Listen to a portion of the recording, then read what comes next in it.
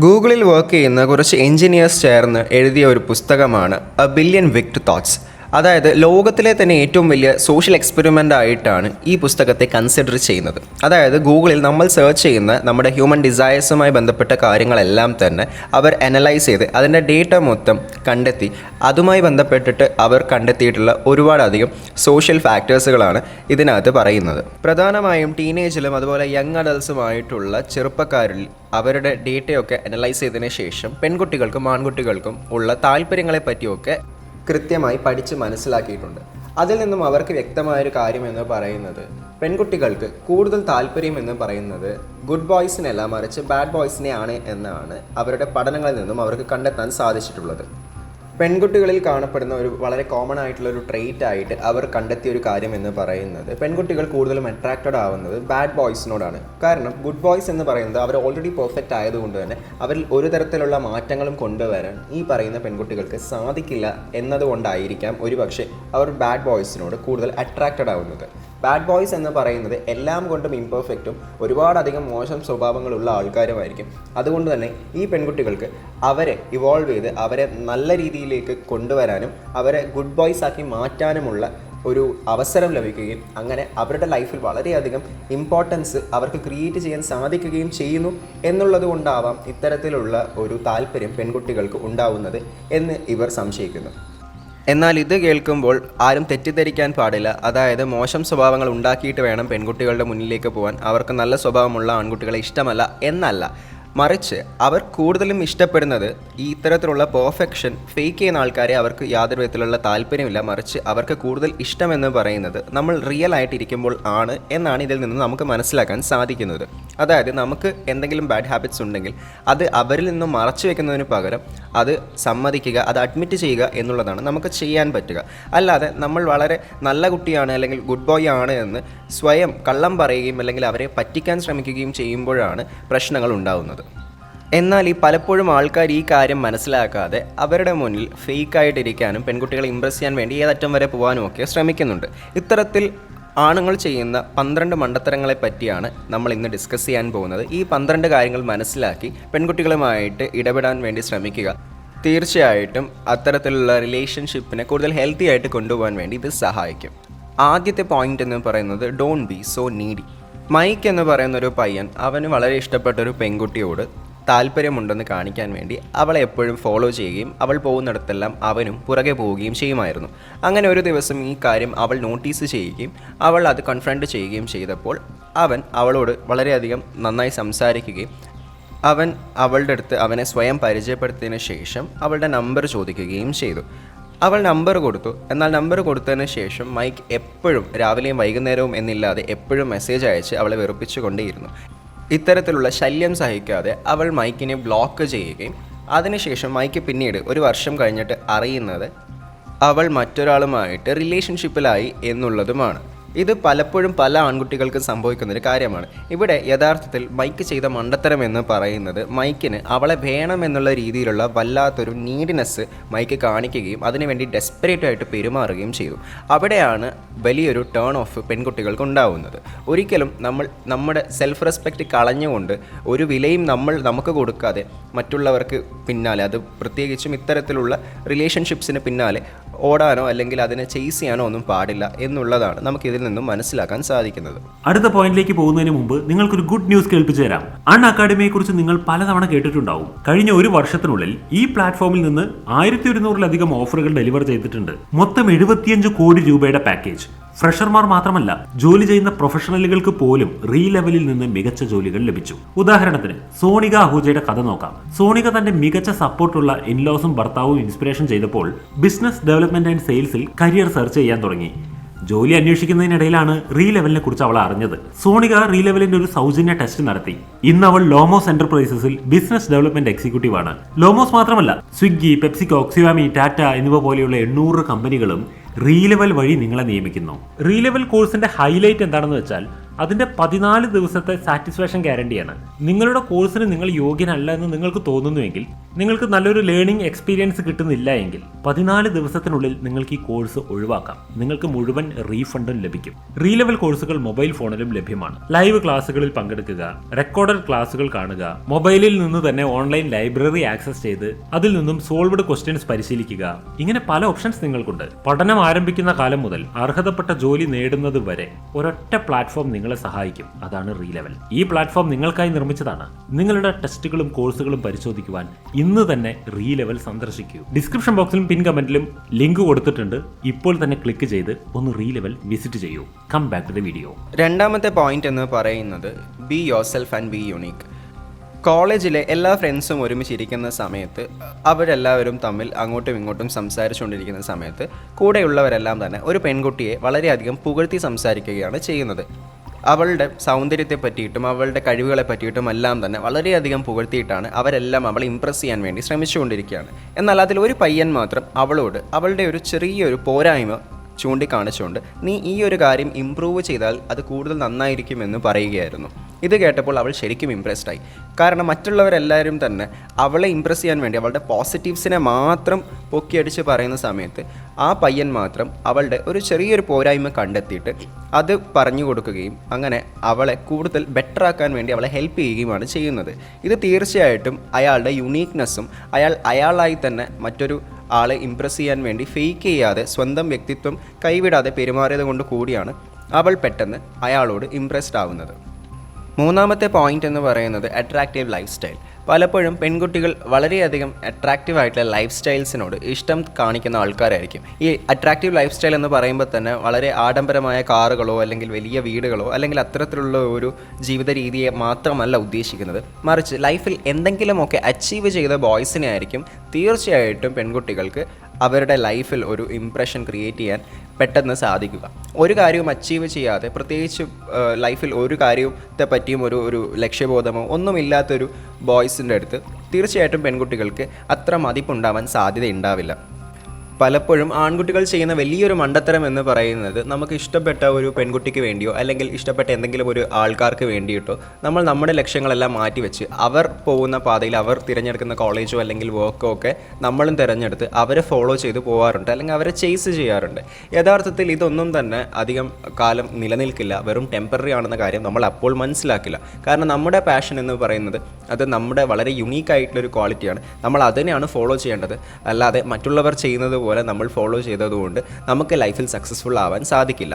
ഇത്തരത്തിൽ നമ്മൾ സക്സസ്ഫുൾ ആയില്ല എങ്കിൽ ഒരിക്കലും നമുക്ക് മറ്റുള്ളവരെ ഇംപ്രസ് ചെയ്യാനോ അല്ലെങ്കിൽ അവർ നമ്മളെപ്പറ്റി നല്ല കാര്യങ്ങൾ പറയാനോ അല്ലെങ്കിൽ നമ്മളുടെ അടുത്തേക്ക് അട്രാക്റ്റഡ് ആവാനോ സാധ്യതയില്ല. നാലാമത്തെ പോയിൻ്റാണ് ഗുഡ് കമ്മ്യൂണിക്കേഷൻ സ്കിൽസ്. നമ്മുടെ സ്കൂളിലായാലും കോളേജിലായാലും ഈവൻ വർക്ക് പ്ലേസിലായാൽ പോലും നമ്മുടെ കമ്മ്യൂണിക്കേഷൻ സ്കിൽസ് നമ്മൾ ഇംപ്രൂവ് ചെയ്യുന്നില്ല എങ്കിൽ തീർച്ചയായിട്ടും നമ്മൾ പുറകോട്ട് പോയിക്കൊണ്ടേയിരിക്കും. അത് നമ്മുടെ ലൈഫിൽ തന്നെ വളരെയധികം ആവശ്യമുള്ളൊരു സ്കില്ലാണെന്ന കാര്യം പലർക്കും അറിയില്ല, അല്ലെങ്കിൽ പലരും അതിൻ്റെ വേണ്ടത്ര ഇമ്പോർട്ടൻസ് കൊടുക്കുന്നില്ല എന്നുള്ളതാണ് സത്യം. നമ്മുടെ ഒരു ഫാമിലി ഫംഗ്ഷനിലായാലും ഒരു തരം ഫോമൽ ഒക്കേഷനിലായാലും ഒക്കെ തന്നെ നല്ല രീതിയിൽ കമ്മ്യൂണിക്കേറ്റ് ചെയ്യാൻ കഴിയുന്നവർക്ക് മാത്രമേ നല്ല രീതിയിൽ അവിടെ ഒരു ഇംപ്രഷൻ ക്രിയേറ്റ് ചെയ്യാൻ സാധിക്കുകയുള്ളൂ. ഇതുതന്നെയാണ് പെൺകുട്ടികളുടെ കാര്യത്തിലും സംഭവിക്കുന്നത്. തീർച്ചയായിട്ടും നല്ല കമ്മ്യൂണിക്കേറ്റീവ് സ്കിൽസ് ഉള്ള ബോയ്സിനെ പെൺകുട്ടികൾ നോട്ടീസ് ചെയ്യുകയും അവർ ഇംപ്രസ്ഡ് ആവുകയും ചെയ്യും. കമ്മ്യൂണിക്കേഷൻ സ്കിൽസ് ഇല്ലാത്തവരെ പെൺകുട്ടികൾ ശ്രദ്ധിക്കാറ് പോലുമില്ല എന്നുള്ളതാണ് ഒരു യാഥാർത്ഥ്യം. ഇത് കേൾക്കുമ്പോൾ വളരെ അൺഫെയർ ആയിട്ട് തോന്നുമെങ്കിലും യഥാർത്ഥത്തിൽ ഒന്ന് ആലോചിച്ച് കഴിഞ്ഞാൽ ഈ പറയുന്നതിൽ കാര്യമുണ്ടെന്ന് നമുക്ക് തന്നെ മനസ്സിലാക്കാം. ഉദാഹരണത്തിന് കമ്മ്യൂണിക്കേഷൻ സ്കിൽസ് ഇല്ലാത്തൊരു വ്യക്തി ഡെഫിനറ്റ്ലി അവരുമായിട്ട് ഡേറ്റ് ചെയ്യുക അല്ലെങ്കിൽ അവരുമായിട്ട് ഫ്രണ്ട്ലി ആയിട്ട് പെരുമാറുന്ന ചെയ്യുന്ന ആൾക്കാർക്ക് അവരുമായിട്ട് സംസാരിക്കാൻ പ്രത്യേകിച്ച് വിഷയങ്ങളൊന്നും തന്നെ ഉണ്ടാവില്ല. കാരണം അവരധികം സംസാരിക്കാത്ത ആൾക്കാരായിരിക്കും അല്ലെങ്കിൽ സംസാരിക്കാൻ ഇഷ്ടപ്പെടാത്ത ആൾക്കാരായിരിക്കും. കോമൺ ആയിട്ടുള്ള വിഷയങ്ങൾ അവർക്കിടയിൽ ഇല്ലാത്തത് കൊണ്ട് തന്നെ നല്ലൊരു റിലേഷൻഷിപ്പോ അല്ലെങ്കിൽ നല്ലൊരു കണക്ഷനോ അവർക്കിടയിൽ ബിൽഡ് ചെയ്തെടുക്കാനും വളരെയധികം ബുദ്ധിമുട്ടായിരിക്കും. അത് ഓൾമോസ്റ്റ് ഇമ്പോസിബിൾ ആണെന്ന് തന്നെ പറയാൻ പറ്റും. എന്നാൽ അതേസമയം നല്ല കമ്മ്യൂണിക്കേറ്റീവ് സ്കിൽസ് ഉള്ള ആൾക്കാരാണെങ്കിൽ തീർച്ചയായിട്ടും നല്ല രീതിയിൽ ഒരുപാട് വിഷയങ്ങളെപ്പറ്റി സംസാരിക്കാനും ആ ഒരു ബോണ്ടിങ് വളരെയധികം സ്ട്രോങ്ങർ ആയിട്ട് കൊണ്ടുപോകാനും സാധിക്കും. അഞ്ചാമത്തെ പോയിന്റ് എന്ന് പറയുന്നത് ട്രൂ കോൺഫിഡൻസ്. കമ്മ്യൂണിക്കേഷൻ സ്കിൽസ് പോലെ തന്നെ റിലേറ്റഡ് ആയിട്ടുള്ള അതുപോലെ ഇമ്പോർട്ടൻ്റ് ആയിട്ടുള്ള മറ്റൊരു പോയിൻ്റാണ് കോൺഫിഡൻസ് എന്ന് പറയുന്നത്. നല്ല രീതിയിൽ കോൺഫിഡൻസ് അഥവാ ആത്മവിശ്വാസമില്ലാത്ത ആളുകൾക്ക് തീർച്ചയായിട്ടും അവർക്ക് മറ്റുള്ളവരെ ഫേസ് ചെയ്യാനും അവരോട് സംസാരിക്കാനും ഈവൻ ഒരു കോൺവെർസേഷൻ കൊണ്ടുപോകാനും ഈവൻ ഇനീഷ്യേറ്റ് ചെയ്യാൻ പോലും ബുദ്ധിമുട്ടായിരിക്കും. അതുകൊണ്ട് തന്നെ ആത്മവിശ്വാസം കുറവുള്ള ആളുകൾക്ക് ബന്ധങ്ങളും അതുപോലെ സൗഹൃദങ്ങളും ഒക്കെ കുറവായിരിക്കും. മാത്രമല്ല നല്ല കോൺഫിഡൻ്റ് ആയിട്ട് പെരുമാറാൻ അറിയുന്ന ഒരു വ്യക്തിയുടെ അടുത്തേക്ക് ആളുകൾ വളരെയധികം അട്രാക്റ്റഡ് ആവുകയും അവരെ ചുറ്റിപ്പറ്റി എപ്പോഴും ആളുകൾ ഉണ്ടാവുകയും ചെയ്യുന്നു. 6ാമത്തെ പോയിൻ്റ് എന്ന് പറയുന്നത് സെൽഫ് ഡിപ്പെൻഡൻസിയാണ്. പലപ്പോഴും നമ്മൾക്ക് ഉണ്ടാവുന്ന ധൈര്യം അല്ലെങ്കിൽ ഈ കമ്മ്യൂണിക്കേഷൻ സ്കിൽസ് എന്നൊക്കെ പറയുന്നത് പലപ്പോഴും നമ്മുടെ ചുറ്റുമുള്ള ആൾക്കാരെ അനുസരിച്ചായിരിക്കും. നമ്മുടെ കൂട്ടത്തിലുള്ള നല്ല സൗഹൃദങ്ങളോ വളരെയധികം ആത്മബന്ധമുള്ള ആൾക്കാരുടെ അടുത്ത് നമ്മൾ വളരെ കോൺഫിഡൻ്റ് ആയിരിക്കും. ഈവൻ നമ്മുടെ വീട്ടിൽ പോലും നമ്മൾ വളരെ കോൺഫിഡൻറ്റും വളരെയധികം ആക്റ്റീവും ഒക്കെ ആയിരിക്കും. എന്നാൽ പുറത്തിറങ്ങുമ്പോൾ നമ്മൾ ഇത്രയ്ക്കും ധൈര്യം അല്ലെങ്കിൽ ആത്മവിശ്വാസം നമുക്ക് ഉണ്ടാവണമെന്നില്ല. ഇതിൻ്റെ പ്രധാന കാരണം എന്ന് പറയുന്നത് നമ്മൾ മറ്റുള്ളവരിൽ ഡിപ്പെൻഡ് ചെയ്യുന്നു എന്നുള്ളത് കൊണ്ടാണ്. ഉദാഹരണത്തിന് ഒരു തിയേറ്ററിനകത്ത് ആളുകൾ കയറിക്കഴിഞ്ഞാൽ വളരെ ആവശ്യമില്ലാതെ അതുപോലെ റാൻഡമായിട്ടൊക്കെ ആളുകൾ ശബ്ദമുണ്ടാക്കുന്നത് കാണാം. ഇതിന് ധൈര്യം അവർക്ക് ലഭിക്കുന്നത് എന്ന് പറയുന്നത് മറ്റുള്ളവരാരും അവരെ കാണുന്നില്ല, മാത്രമല്ല അവർ ശബ്ദമുണ്ടാക്കുന്നത് കേട്ട് മറ്റുള്ളവരും അവരെ സപ്പോർട്ട് ചെയ്യുന്ന രീതിയിൽ ശബ്ദങ്ങൾ ഉണ്ടാക്കും എന്നുള്ളൊരു ആത്മവിശ്വാസമാണ്. എന്നാൽ യഥാർത്ഥത്തിൽ അവർ പുറത്തിറങ്ങിയതിന് ശേഷം, തിയേറ്ററിന് വെളിയിൽ ഇറങ്ങിയതിന് ശേഷം ആ ഇരുട്ടിൽ നിന്നും വെളിച്ചത്തിലേക്ക് വന്നു കഴിഞ്ഞാൽ പിന്നെ അവരുടെ ഒന്നും ശബ്ദം പൊങ്ങില്ല എന്നുള്ളതാണ് സത്യം. ഇത് ഒരു തരത്തിലുള്ള ഡിപ്പെൻഡൻസി ആണ് എന്ന് നമുക്ക് പറയാം. ഇത്തരത്തിൽ നമ്മൾ മറ്റുള്ളവരെ ഡിപ്പെൻഡ് ചെയ്യുമ്പോഴാണ് നമുക്ക് കോൺഫിഡൻസ് വരുന്നത് എങ്കിൽ തീർച്ചയായിട്ടും നമ്മൾക്ക് കോൺഫിഡൻസ് ഇല്ല എന്ന് തന്നെ മനസ്സിലാക്കുക. അപ്പോൾ സെൽഫ് ഡിപ്പെൻഡൻ്റ് ആയിരിക്കുന്ന ആൾക്കാർക്ക് മാത്രമേ നല്ല രീതിയിൽ കോൺഫിഡൻ്റ് ആയിട്ട് പെരുമാറാനും അതുപോലെ നല്ല രീതിയിലുള്ള കമ്മ്യൂണിക്കേഷൻ സ്കിൽസ് ബിൽഡ് ചെയ്തെടുക്കാനും സാധിക്കുകയുള്ളൂ. 7ാമത്തെ പോയിൻ്റ് എന്ന് പറയുന്നത് never change your mind just to please a woman. ഉദാഹരണത്തിന് നമ്മൾ ഒരു ഗ്രൂപ്പിലിരിക്കുന്ന സമയത്ത് നമുക്ക് ഒരു കാര്യം നമ്മൾ പ്ലാൻ ചെയ്യുകയാണ്, ഒരു അഭിപ്രായം നമ്മൾ പറയുകയാണ്. ഉദാഹരണത്തിന് ഒരു ട്രിപ്പ് പോകുന്ന സമയത്ത് നമ്മളെല്ലാവരും കൂടി ഒരു വെള്ളച്ചാട്ടത്തിലേക്ക് പോകാമെന്ന് തീരുമാനിക്കുകയാണ്. എന്നാൽ ഒരു പെൺകുട്ടി പറയുകയാണ് നമുക്ക് വെള്ളച്ചാട്ടം വേണ്ട, വേറൊരു സ്ഥലത്തേക്ക് ഒരു ബീച്ച് പോലെ എങ്ങോട്ടെങ്കിലും പോകാമെന്ന് പറയുകയാണ്. ഇത് കേട്ടപ്പോൾ തന്നെ അവിടെയുള്ള ബോയ്സ് എല്ലാം തന്നെ ആ പെൺകുട്ടിയെ ഇംപ്രസ് ചെയ്യാൻ വേണ്ടിയിട്ട് എന്നാൽ നമുക്ക് എല്ലാവർക്കും ബീച്ചിലേക്ക് പോകാമെന്ന് അവളെ ഇംപ്രസ് ചെയ്യാൻ വേണ്ടിയിട്ട് അവരുടെ അഭിപ്രായം മാറ്റി പറഞ്ഞേക്കാം. ഇനി ഇതേ അഭിപ്രായം ഒരു ആൺകുട്ടിയാണ് പറഞ്ഞതെങ്കിൽ ഒരു പക്ഷേ ഇവന്മാരൊന്നും മൈൻഡ് പോലും ചെയ്യത്തില്ല എന്നുള്ളതാണ് സത്യം. ഇതിൻ്റെ കാരണം എന്ന് പറയുന്നത് അവരുടെ ഉള്ളിലുള്ള ഒരു സിമ്പിങ് മൈൻഡ് സെറ്റാണ്. ഇവിടെ അഭിപ്രായം പറഞ്ഞത് ഒരു പെൺകുട്ടിയാണ് എന്ന ഒറ്റ കാരണം കൊണ്ടാണ് ഇവരൊക്കെ അഭിപ്രായം മാറ്റി പറഞ്ഞത് എന്ന കാര്യം ഓർക്കുക. അല്ലായിരുന്നെങ്കിൽ ഇവരെല്ലാം തന്നെ അവർ പറഞ്ഞ പോയിന്റിൽ തന്നെ ഉറച്ചു നിന്നേനെ. ഇത്തരത്തിലുള്ളൊരു മൈൻഡ് സെറ്റ് തീർച്ചയായിട്ടും വളരെ മോശമായിട്ടുള്ളൊരു പ്രവണതയാണ്. കാരണം ഇത് വെറുതെ ഒരു പെൺകുട്ടികളെ ഇംപ്രസ് ചെയ്യാൻ വേണ്ടി മാത്രം ലൈഫിൽ ഇത് മാത്രം ഒരു ഗോളായിട്ട് കൊണ്ടുപോകുന്ന ബോയ്സാണ് പൊതുവെ ഇത്തരത്തിലുള്ള സ്വഭാവം കാണിക്കാറുള്ളത്. ഒരിക്കലും നമ്മൾ ഇത്തരത്തിൽ നമ്മുടെ അഭിപ്രായങ്ങളോ അല്ലെങ്കിൽ നമ്മുടെ ലക്ഷ്യങ്ങളോ ഒന്നും തന്നെ പെൺകുട്ടികളെ ഇംപ്രസ് ചെയ്യാൻ വേണ്ടിയോ അവരെ ചേസ് ചെയ്യാൻ വേണ്ടിയോ മാറ്റുകയോ അല്ലെങ്കിൽ മാറ്റി നിർത്തുകയോ ചെയ്യാൻ പാടില്ല എന്നുള്ളതാണ്. 8ാമത്തെ പോയിൻ്റ് എന്ന് പറയുന്നത് your purpose comes before your relationship. പലപ്പോഴും നമ്മൾ നമ്മുടെ റിലേഷൻഷിപ്പിന് കൂടുതൽ പ്രയോറിറ്റി കൊടുക്കുമ്പോൾ നമ്മുടെ പേർപ്പസ് എന്താണെന്നോ അല്ലെ പേർപ്പസിന് കൊടുക്കേണ്ട ഇമ്പോർട്ടൻസ് കുറഞ്ഞു പോവുകയും ചെയ്യുന്നു. പലപ്പോഴും ഒരു റിലേഷൻഷിപ്പ് എന്ന് പറയുമ്പോൾ അവിടെ പൊസസീവ്നെസ് ഉണ്ടാവാൻ സാധ്യതയുണ്ട്. പൊസസീവ് അല്ലാത്ത റിലേഷൻഷിപ്സ് ഉണ്ടെങ്കിൽ പോലും പലപ്പോഴും ഈ പൊസസീവ്നെസ് കാരണം റിലേഷൻഷിപ്പിന് നമ്മൾ കൂടുതൽ ഇമ്പോർട്ടൻസ് കൊടുക്കേണ്ടി വരാറുണ്ട്. അത്തരം കാരണങ്ങൾ കൊണ്ട് തന്നെ പലപ്പോഴും നമ്മളുടെ ലക്ഷ്യങ്ങൾ നമ്മുടെ കൈവിട്ട് പോകാറുണ്ട്. നമ്മൾ ഉദ്ദേശിച്ച ലക്ഷ്യത്തിൽ നമുക്ക് എത്തിച്ചേരാൻ സാധിക്കാതെ പോകാറുണ്ട്. നമ്മുടെ ലൈഫിൻ്റെ പേർപ്പസ് എന്താണെന്ന് പലപ്പോഴും നമ്മൾ മറന്നു പോവുകയും നമ്മുടെ ജീവിതം എന്ന് പറയുന്നത് 24 മണിക്കൂറും ഈ റിലേഷൻഷിപ്പ് മാത്രമായി ഒതുങ്ങി പോകാറുണ്ട്. ഇപ്പോഴൊന്നും നമുക്കിതിൻ്റെ വില മനസ്സിലാവില്ല. ഉദാഹരണത്തിന് നമ്മുടെ ആ റിലേഷൻഷിപ്പ് നമ്മൾ ഉദ്ദേശിച്ച പോലെ മുന്നോട്ട് പോയില്ല എങ്കിൽ ആ റിലേഷൻഷിപ്പ് അവസാനിക്കുകയാണെങ്കിൽ ഒരു പക്ഷേ പിന്നീട് നമ്മുടെ ലൈഫിൽ നമുക്ക് യാതൊരുവിധ പേർപ്പസും ഉണ്ടാവില്ല. നമ്മുടെ പേർപ്പസും നമുക്ക് നഷ്ടമായി, നമ്മുടെ റിലേഷൻഷിപ്പും നമുക്ക് നഷ്ടമായി. എല്ലാം നഷ്ടമായതിനു ശേഷം നമ്മൾ ആകെ മൊത്തം ഒരു വാക്വം അഥവാ ഒരു ശൂന്യത മാത്രമായിരിക്കും നമ്മുടെ ലൈഫിൽ അവശേഷിക്കുക. 9ാമത്തെ point enjoy your friends criticism.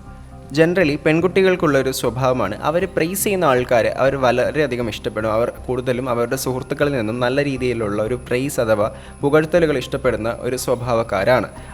എന്നാൽ ബോയ്സ് എന്ന് പറയുന്നത് പലപ്പോഴും ഫ്രണ്ട്സ് എന്ന് പറയുന്നത് നല്ല രീതിയിൽ ക്രിട്ടിസൈസ് ചെയ്യുന്ന, കുറ്റം പറയുന്ന, ഇൻ ദ സെൻസ് നല്ല രീതിയിലുള്ള നമുക്ക് വേണ്ടുന്ന ക്രിറ്റിസിസംസ് തരുന്ന കൂട്ടരായിരിക്കും. അതുകൊണ്ട് തന്നെ നമ്മൾ കൂടുതൽ ഇത്തരത്തിലുള്ള സൗഹൃദങ്ങളെ വാല്യൂ ചെയ്യണം എന്നുള്ളതാണ്. കാരണം ഈ പറയുന്ന ക്രിറ്റിസിസം തീർച്ചയായിട്ടും ഒരു ഫെയർ ക്രിറ്റിസിസം ആണെങ്കിൽ അത് നമ്മൾ ആക്സെപ്റ്റ് ചെയ്യുകയും നമ്മുടെ ഉള്ളിലുള്ള പോരായ്മകൾ മനസ്സിലാക്കി അതിനെ ഇമ്പ്രൂവ് ചെയ്യാൻ വേണ്ടി ഇത്തരം ക്രിറ്റിസിസം നമ്മളെ ഹെൽപ്പ് ചെയ്യും. ഒന്നുമില്ലെങ്കിലും ആഫ്റ്റർ ഓൾ നമ്മുടെ സുഹൃത്തുക്കൾ തന്നെയാണ് നമുക്ക് ഇത്തരത്തിലുള്ള ക്രിറ്റിസിസം പറഞ്ഞു തരുന്നത്. കാരണം അവർക്ക് നമ്മളെ നന്നായിട്ട് അറിയുന്നതുകൊണ്ടും നമ്മളെ കൂടുതൽ ഇംപ്രൂവ് ചെയ്യാൻ വേണ്ടി സഹായിക്കുന്ന രീതിയിലുള്ള ഒപ്പീനിയൻസ് ആണ് അവർ നമ്മളുടെ അടുത്ത് പറഞ്ഞു തരുന്നത്. 10ാമത്തെ പോയിന്റ് എന്ന് പറയുന്നത് choose a woman who chooses you. പലപ്പോഴും ബോയ്സ് ചെയ്യുന്നൊരു മണ്ടത്തരം എന്ന് പറയുന്നത് പെൺകുട്ടികളെ അനാവശ്യമായി ചേസ് ചെയ്യുകയും അവരുടെ പുറകെ വളരെയധികം ഡെസ്പറേറ്റ് ആയിട്ട് സ്വന്തം സെൽഫ് എസ്റ്റീമും ഡിഗ്നിറ്റിയും പോലും കളഞ്ഞു കുളിക്കുന്ന രീതിയിലുള്ള ഒരു തരം അപ്രോച്ചാണ് പെൺകുട്ടികളുടെ അടുത്ത്. ചേസിങ് മെൻറ്റാലിറ്റിയാണ് ബോയ്സ് പലപ്പോഴും കാണിക്കാറുള്ളത്. ഇതൊരു മണ്ടത്തരമാണ്. നമ്മൾ ഈ ചേസ് ചെയ്യുന്നതിന് പകരം അവരെ അട്രാക്റ്റ് ചെയ്യാൻ വേണ്ടി ശ്രമിക്കുക. Let them chooses. അവർ നമ്മളെ ചൂസ് ചെയ്യാൻ വേണ്ടി അതിനുള്ള അവസരങ്ങൾ ക്രിയേറ്റ് ചെയ്ത് കൊടുക്കുക. അല്ലാതെ നമ്മൾ അവരുടെ പുറകെ നടന്നിട്ട് നമ്മൾ അവരെ ചൂസ് ചെയ്യുന്ന രീതിക്കുള്ള അല്ലെങ്കിൽ അത്തരത്തിൽ അവരെ ഇംപ്രസ് ചെയ്യാൻ വേണ്ടി നമ്മൾ ഡെസ്പറേറ്റ് ആയിട്ട് കിണഞ്ഞ് പരിശ്രമിക്കേണ്ട കാര്യമൊന്നുമില്ല എന്ന സത്യം കൂടി മനസ്സിലാക്കുക. 11ാമത്തെ പോയിന്റ് എന്ന് പറയുന്നത് ഫൈൻഡ് യുവർ കോംപ്ലിമെൻ്ററി ഓപ്പോസിറ്റ്.